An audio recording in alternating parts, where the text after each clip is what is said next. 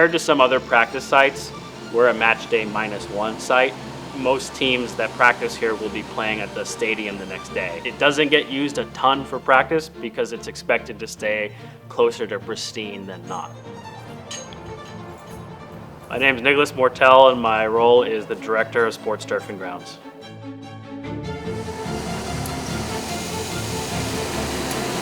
About 2 years ago exactly, things really kind of started to get serious in terms of determining what the field would need. A lot of testing to determine where things were at. Not just, hey, what'll get us through the tournament, but what'll get you guys through the next 10 years.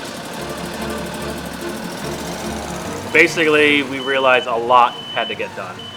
FIFA has certain standards in terms of how quickly the field can get watered. We needed a full new drainage system, brand new irrigation system, irrigation controller, and we had new ball control netting installed, new fencing wraparounds, brand new wash station for us, and water quality vaults. Personally, one of my favorite things is the front of our maintenance area here, brand new asphalt, leveled, no wooden ramps to get up into the barn. So that's north and south.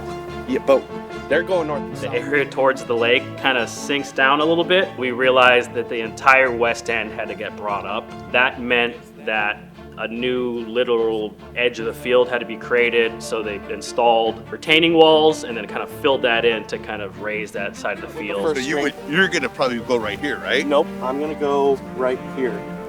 So you're talking about a foot? Yep.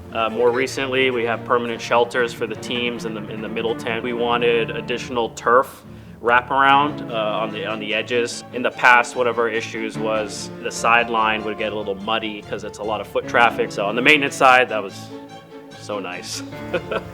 We were provided quite a few extra soccer goals, so we had to build those. FIFA is specific in the type of machine you use to put the lines down. It's called a wheel-to-wheel painter. So a lot of resources were being sent our way, and part of the process was building those and making sure they were good. The equipment was beneficial in terms of efficiency.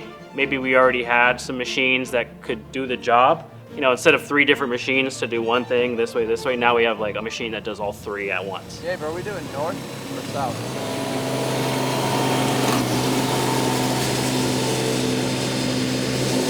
We have an extra mower now, which is awesome, and just more vehicles, utility vehicles to be able to get around. Thankfully, a lot of things kind of ultimately was what do you guys need to make sure this tournament is great when it comes around? We've future-proofed ourselves in a lot of ways as well, which is really nice and thankful for.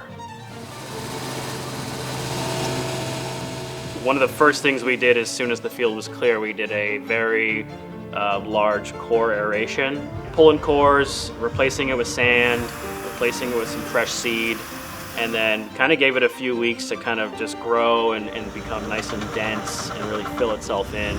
Within a week or two, I'd say the field was in a good spot. We kind of just worked on details, so just making sure our edges were sharp. A lot of that type of stuff was really important at that point.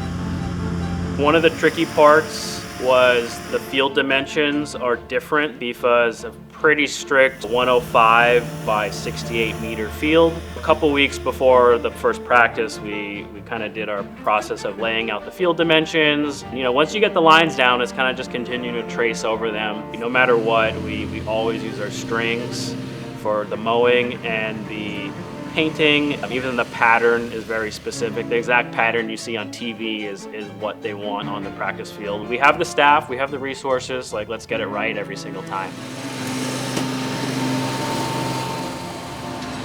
Just having a successful practice and a lot of compliments and, seeing these professional level players run around in the field that you're maintaining is definitely, an extra level of rewarding, which has been nice. Egypt has been cool. Team USA was on another level in terms of the staffing that showed up. Until they're out there kicking the ball around, you're kind of just wondering what might go wrong.